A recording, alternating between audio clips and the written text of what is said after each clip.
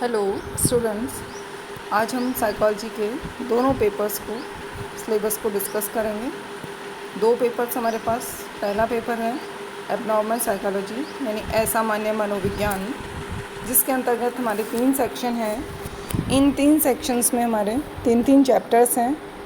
पहला चैप्टर हमारे पास mental disorder यानी मानसिक विकार है, जिसमें उसकी परिभाषाएं हम पढ़ेंगे। असामान्यता के कौन कौन से संकेत होते हैं या कौन कौन से क्राइटेरिया होते हैं जिनके माध्यम से हम असामान्यता का पता लगाते हैं, उनके बारे में पढ़ेंगे। और मानसिक विकारों के प्रकार कौन कौन से होते हैं, उसके लिए कौन कौन से वर्गीकरण दिए गए हैं। अंतर्राष्ट्रीय स्तर पर 2 तरह के वर्गीकरण जो कि हमें पढ़ने हैं, वो है DSM-5 तथा ICD-10। ये 2 वर्गीकरण हम विस्तार से यहाँ पढ़ेंगे।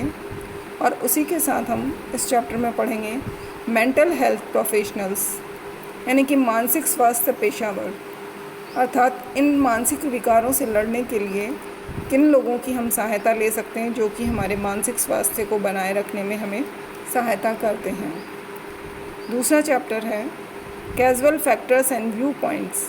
इन मानसिक विकारों के कारक कौन कौन से होते हैं, जो कि हमारे जैविक या आनुवंशिक हो सकते हैं, सामाजिक हो सकते हैं, मनोवैज्ञानिक हो सकते हैं। इन सब कारणों के बारे में हम पढ़ेंगे। इसी के साथ साथ हम मानसिक विकारों के लिए जो विचारधाराएं हैं, उनके बारे में भी हम पढ़ेंगे, जिनको कि मॉडल्स कहा जाता है, यानी कि जैविक, मनोसामाजिक तथा सामाजिक परिप्रेक्ष्य। इन तीनों के बारे में हम पढ़ेंगे। अगला सेक्शन हमारा आता है बी सेक्शन, जिसमें हमारा पहला चैप्टर है एंजाइटी यानी चिंता, OCD, ट्रॉमा तथा स्ट्रेस। इन सब विकारों के कौन कौन से प्रकार होते हैं और इनका क्लिनिकल सिनेरियो किस तरह का होता है, कि किन किन लोगों में ज़्यादा पाया जाता है, किस तरह के इनके लक्षण पाए जाते हैं और किन कारणों से ये मानसिक विकार उत्पन्न होते हैं, उन कारणों के बारे में हम पढ़ेंगे। दूसरे सेक्शन में हमारा अगला चैप्टर आता है मूड डिसऑर्डर्स तथा सुसाइड।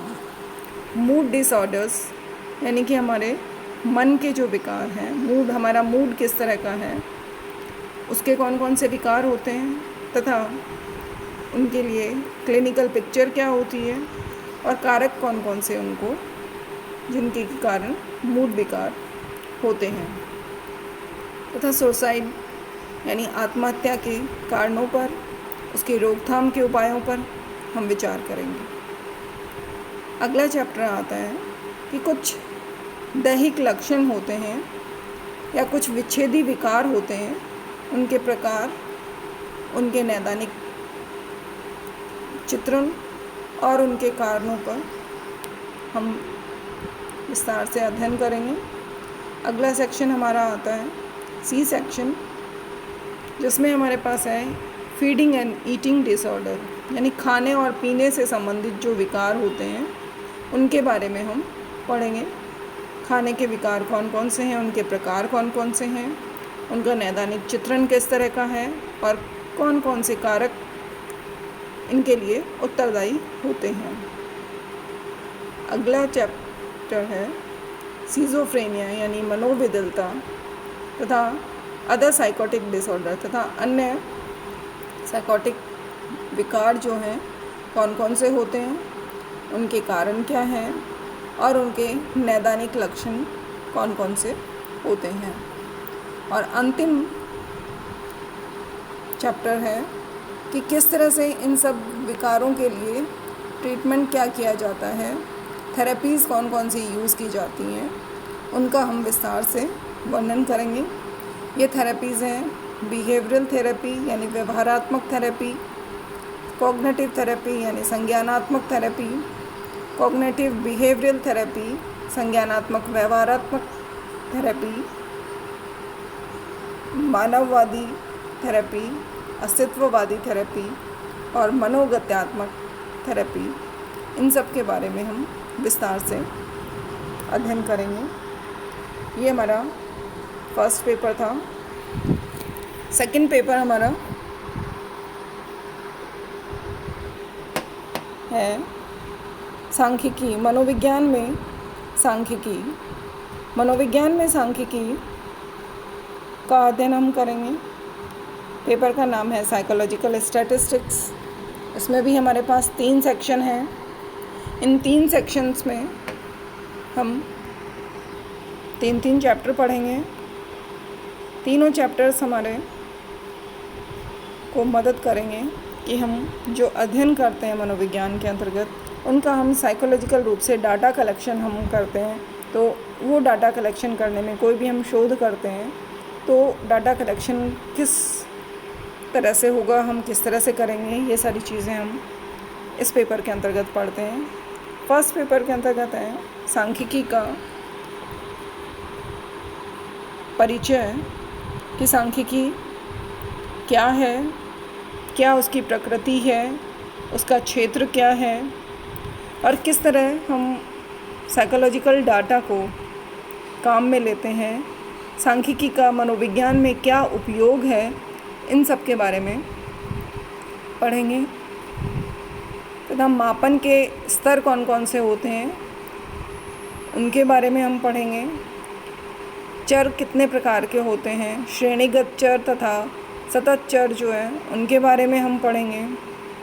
दूसरा चैप्टर है फ्रीक्वेंसी डिस्ट्रीब्यूशन, यानी आवृत्ति वितरण। आवृत्ति वितरण किसे कहते हैं और आवृत्ति वितरण का हम चित्रण किस तरह से करते हैं, इसके बारे में हम पढ़ेंगे। द्विचर आवृत्ति भी पढ़ेंगे।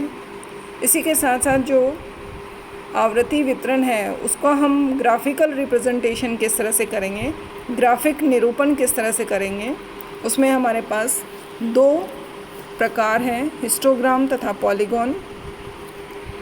हिस्टोग्राम तथा पॉलीगॉन। अगला चैप्टर हमारे पास आता है सेंट्रल टेंडेंसी, केंद्रीय प्रवृत्ति का मापन। केंद्रीय प्रवृत्ति का क्या उद्देश्य होता है, क्या उसके उपयोग हैं और कितने प्रकार की केंद्रीय प्रवृत्ति होती है, जिसके अंतर्गत हम पढ़ेंगे मीन, मोड और मीडियन। ये हमारा पहला सेक्शन था। और दूसरा सेक्शन है जिसमें भी हमारे पास 3 चैप्टर्स हैं।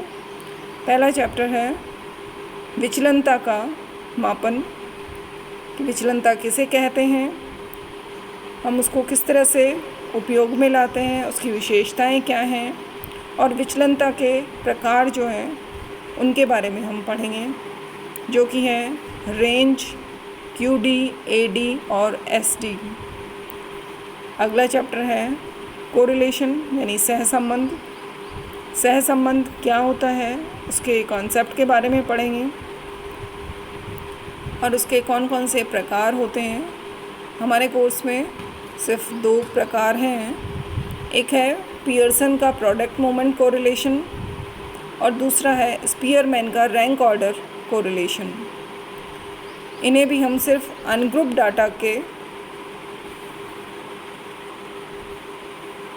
डाटा के लिए ही कोरिलेशन निकालेंगे। ग्रुप डाटा हमारे कोर्स में नहीं है, सिर्फ अनग्रुप डाटा से हम उसको भी हम 2 तरीके से निकालेंगे। इसमें एक अज्यूम्ड मीन, यानी कि वास्तविक मध्यमान के द्वारा, और एक काल्पनिक मध्यमान, यानी अज्यूम्ड मीन और एक्चुअल मीन, इन 2 के द्वारा हम सहसंबंध का मापन करेंगे। अगला चैप्टर हमारे पास आता है परिकल्पना परीक्षण। परिकल्पना परीक्षण के अंतर्गत हम कई चीज़ें पढ़ेंगे, जिसमें है जनसंख्या, सैंपल यानी प्रतिदर्श, कितने प्रकार का प्रतिदर्श होता है, किस प्रतिदर्श को कहाँ काम में लिया जाता है, इन सब के बारे में हम पढ़ेंगे। इसी के साथ हम मध्यमान की त्रुटियों के बारे में भी पढ़ेंगे कि मध्यमान की त्रुटियाँ कौन कौन सी हैं। टी टेस्ट, उसके बारे में भी पढ़ेंगे, किस तरह टी टेस्ट का हम इंटरप्रिटेशन करते हैं और सार्थकता के स्तर कौन कौन से होते हैं। अगला सेक्शन आता है सी सेक्शन के अंतर्गत हम पढ़ेंगे नॉन पैरामेट्रिक टेस्ट, यानी हम इसके अंतर्गत distribution free chi square test पढ़ेंगे, मीडियन टेस्ट पढ़ेंगे।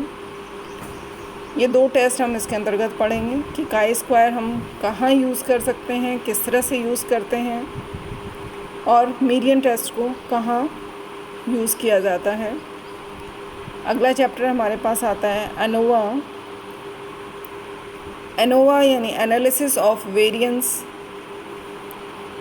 जब हम 2 या 2 से ज़्यादा समूह की आपस में तुलना करते हैं तब हम एनोवा का अध्ययन करते हैं, और उसकी गणना हम किस तरह से करेंगे।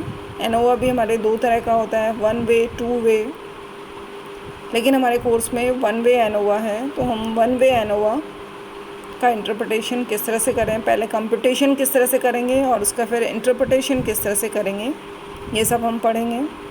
और आखिरी चैप्टर आता है कंप्यूटर एनालिसिस, कि किस तरह से हम जो भी कोई रिसर्च कर रहे हैं उसमें जो हमने डाटा यूज़ किया है उस डाटा का इंटरप्रिटेशन हम किस तरह से करेंगे। और यूज़ ऑफ SPSS अलग अलग हमारे पास सांख्यिकी के कुछ ऐप्स हैं जो कि हम सांख्यिकी के विश्लेषण में या मनोविज्ञान में हम जब रिसर्च में काम में लिए जाते हैं उनको हम किस तरह से यूज़ में लेते हैं, इसके बारे में हम बात करेंगे। Thank you.